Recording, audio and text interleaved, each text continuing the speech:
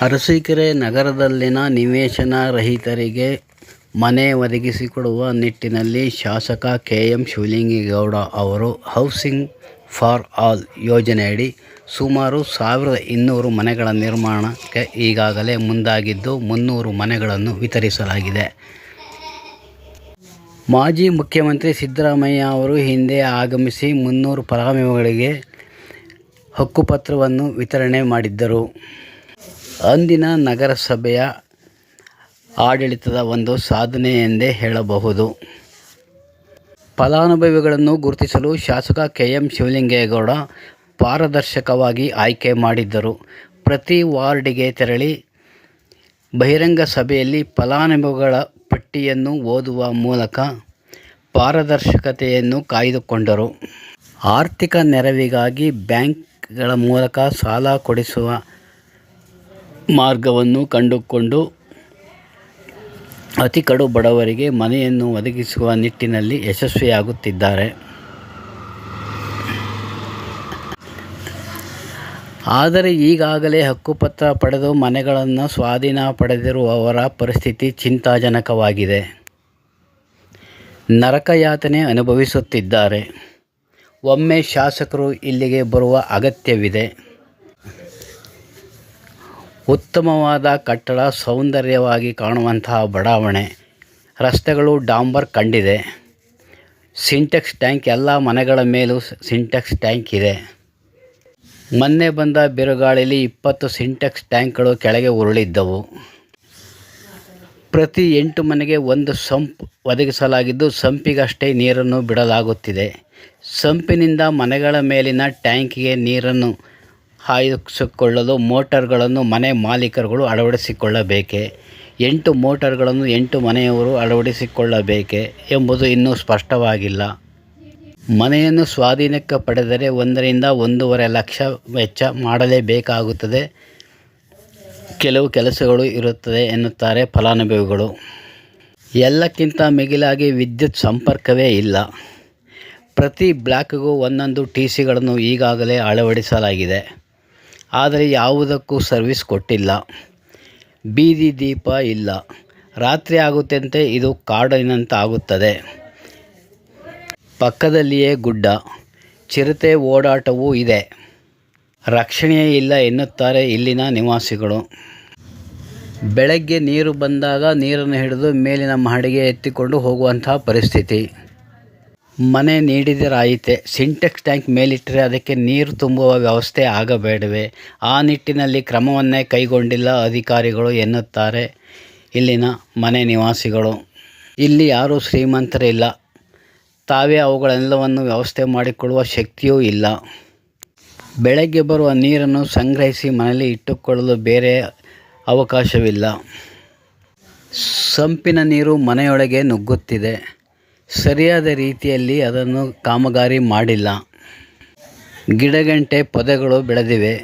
ಯಾವ ಪ್ರಾಣಿ ಬಂದು ಸೇರಿಕೊಂಡರೂ ಸಹ ಗೊತ್ತಾಗುವುದಿಲ್ಲ. ಇಲ್ಲಿನ ನಿವಾಸಿಗಳಿಗೆ ರಕ್ಷಣೆಯೇ ಇಲ್ಲದಂತಾಗಿದೆ. ಮನೆಗೆ ದೀಪ ಇಲ್ಲದಿದ್ದರೂ ಪರವಾಗಿಲ್ಲ, ಬೀದಿ ದೀಪವಾದರೂ ಬೇಡವೇ ಎನ್ನುತ್ತಾರೆ ಈ ನಿವಾಸಿಗಳು. ಏಕೆ ಇಷ್ಟು ನಿರ್ಲಕ್ಷ್ಯ? ನಾವು ಕಾಡಿನಲ್ಲಿ ಇದ್ದೇವೆಯೇ ಎಂಬಂತಹ ಪರಿಸ್ಥಿತಿಯನ್ನು ನಿರ್ಮಾಣ ಮಾಡಿದ್ದಾರೆ ಎನ್ನುತ್ತಾರೆ ಫಲಾನುಭವಿಗಳು. ಶಾಸಕರೇ, ತುರ್ತಾಗಿ ನೀವು ಈ ಬಡಾವಣೆಗೆ ಭೇಟಿ ಕೊಡಿ. ಈ ನಿವಾಸಿಗಳ ಕಷ್ಟವನ್ನು ನೀವು ಆಲಿಸಬೇಕು. ತುರ್ತಾಗಿ ಪರಿಹಾರವನ್ನು ಒದಗಿಸಿಕೊಡುವ ನಿಟ್ಟಿನಲ್ಲಿ ಅಧಿಕಾರಿಗಳಿಗೆ ನೀವು ಚಾಟಿ ಬೀಸುವ ಅಗತ್ಯ ಇದೆ. ಏಕೆ ವಿದ್ಯುತ್ ಕೊಟ್ಟಿಲ್ಲ? ಬೀದಿ ದೀಪ ಏಕೆ ಇಲ್ಲ? ಫಲಾನುಭವಿಗಳು ಅದಕ್ಕೂ ಹಣ ಕೊಡಬೇಕೆ? ಈ ರೀತಿ ಮನೆಯೊಳಗೆ ನೀರು ನುಗ್ಗಿದರೆ ಹೇಗೆ? ಏಕೈಕ ಮಹಿಳೆ ಹೇಗೆ ನಿಭಾಯಿಸಿಕೊಳ್ಳಲು ಸಾಧ್ಯ? ಕಳ್ಳಕಾಕರ ಕಾಟದಿಂದ ನಾವು ರಕ್ಷಣೆ ಹೊಂದಬೇಕಾದರೆ ದೀಪ ಬೇಕು. ಸಂಪರ್ಕವನ್ನು ಮೊದಲು ಮಾಡಿಸಿ. ಪ್ರಶಾಂತ ವಾತಾವರಣವಿದೆ, ಹಾಗೆಯೇ ಗುಡ್ಡಗಳೂ ಇದೆ. ಚಿರತೆ ಓಡಾಡಿರುವ ಬಗ್ಗೆ ಈಗಾಗಲೇ ಸುದ್ದಿಯಾಗಿದೆ. ನಮ್ಮ ಮಕ್ಕಳಿಗೆ ರಕ್ಷಣೆ ಬೇಕು ಎನ್ನುತ್ತಾರೆ ನಿವಾಸಿಗಳು.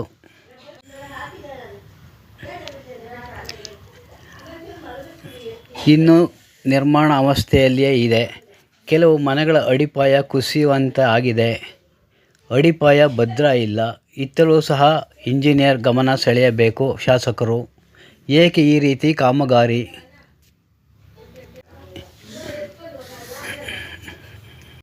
ನಮ್ಮನ್ನು ಮನುಷ್ಯರಂತೆ ಕಾಣಿರಿ. ಹಕ್ಕುಪತ್ರ ಕೊಟ್ಟು ಕೈ ತೊಳೆದುಕೊಂಡರೆ ಸಾಕೆ. ವಾಸಕ್ಕೆ ಯೋಗ್ಯವಾದ ವಾತಾವರಣವನ್ನು ಸೃಷ್ಟಿಸಿಕೊಡಿ. ಬಡಾವಣೆಯು ಪ್ರಶಾಂತ ವಾತಾವರಣದಲ್ಲಿದೆ. ಸುತ್ತಲೂ ಸುಂದರ ನೋಟ. ಪರಿಸರ ಚೆನ್ನಾಗಿದೆ. ಉಳಿಕೆ ಆಗಬೇಕಾಗಿರುವ ಮನೆಗಳು ಪೂರ್ಣ ಕಾಮಗಾರಿ ಮುಗಿಯಬೇಕು. ಇಲ್ಲಿಗೂ ನಿವಾಸಿಗಳು ಬಂದರೆ ಬಹುತೇಕ ಸ್ವಲ್ಪ ಎಲ್ಲರಿಗೂ ರಕ್ಷಣೆ ಆಗುತ್ತದೆ. ಈಗ ಪಾಳು ಬಿದ್ದ ಮನೆಗಳಂತಾಗಿದ್ದು ಯಾವುದೇ ಅಪರಾಧಗಳು ಬೇಕಾದರೂ ಇಲ್ಲಿ ನಡೆಯಬಹುದು. ಎಲ್ಲಕ್ಕಿಂತಲೂ ಒಂದೇ ಪರಿಹಾರವೆಂದರೆ ಮೊದಲು ದೀಪ ಬರಬೇಕು. ಬೀದಿ ದೀಪ ತುರ್ತಾಗಿ ಆಗಬೇಕಿದೆ. ಬಹಳ ಜನ ಭಯಭೀತರಾಗಿದ್ದಾರೆ. ಇಲ್ಲಿಯ ನಿವಾಸಿಗಳು ಕತ್ತಲೆಯಲ್ಲಿ ಕೂರುವಂಥ ಪರಿಸ್ಥಿತಿ ನಿರ್ಮಾಣವಾಗಿದೆ. ಕೂಲಿ ಕಾರ್ಮಿಕರ ಮಕ್ಕಳು ಇಲ್ಲಿ ಇದ್ದಾರೆ. ಇಲ್ಲಿಯೇ ಅನಗತ್ಯವಾಗಿ ನೀರು ನಿಲ್ಲುವ ಒಂದು ಹೊಂಡ ಇದೆ. ಸಣ್ಣ ಮಕ್ಕಳು, ಏನಾದರೂ ಅವಘಡ ಸಂಭವಿಸಿದರೆ ಯಾರೋ ಹೊಣೆ? ಈ ನೀರನ್ನು ತೆರವುಗೊಳಿಸುವ ನಿಟ್ಟಿನಲ್ಲಿ ಅಧಿಕಾರಿಗಳು ಗಮನ ಕೊಡಬೇಕು. ಏಕೆ ಈ ನೀರು ನಿಲ್ಲುತ್ತಿದೆ ಎಂಬುದನ್ನು ಮೊದಲು ಅವರು ಅರ್ಥ ಮಾಡಿಕೊಳ್ಳಲಿ. ಇನ್ನೂ ಕೆಲವು ರಸ್ತೆ ಡಾಂಬರ್ ಕಂಡಿಲ್ಲ.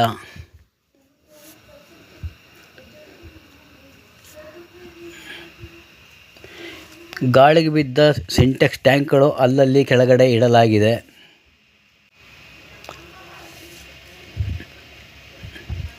ಅಲಂಕಾರಕ್ಕಾಗಿ ಇಟ್ಟಂತೆ ಇದೆ ಟಿಸಿಗಳು. ಜೇನುಕಲ್ ಬೆಟ್ಟಕ್ಕೆ ಹೋಗುವ ರಸ್ತೆ ಮಾರ್ಗ ಸಂಪರ್ಕಿಸುವ ರಸ್ತೆ ಡಾಂಬರ್ ಇಲ್ಲ. ನೋಡಿ, ಇವು ಬಿದ್ದಿರುವುದು.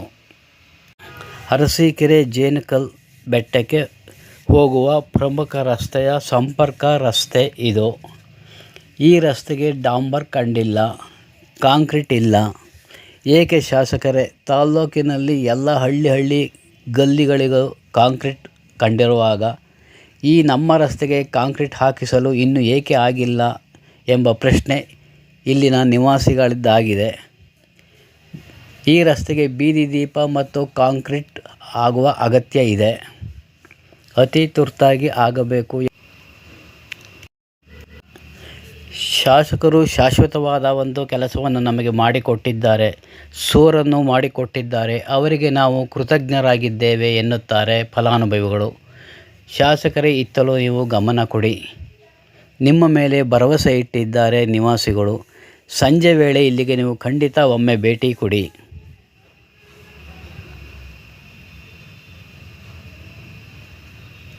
ಅಧಿಕಾರಿಗಳೊಂದಿಗೆ ಸಂಜೆ 7ರಿಂದ 7 ಗಂಟೆಯ ನಂತರ ಒಮ್ಮೆ ಇಲ್ಲಿಗೆ ಬನ್ನಿ. ನಿವಾಸಿಗಳ ಕಷ್ಟವನ್ನು ಕೇಳಿ. ಈ ನೀರನ್ನು ಮೊದಲು ತೆರವುಗೊಳಿಸಿ.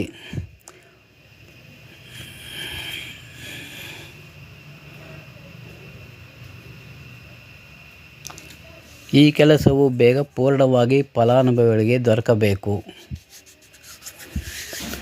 ಆದಷ್ಟು ಬೇಗ ಯೋಜನೆ ಪೂರ್ಣಗೊಳ್ಳಲಿ. ಈ ಕೀರ್ತಿ ನಿಮಗೆ ಸಲ್ಲುತ್ತದೆ.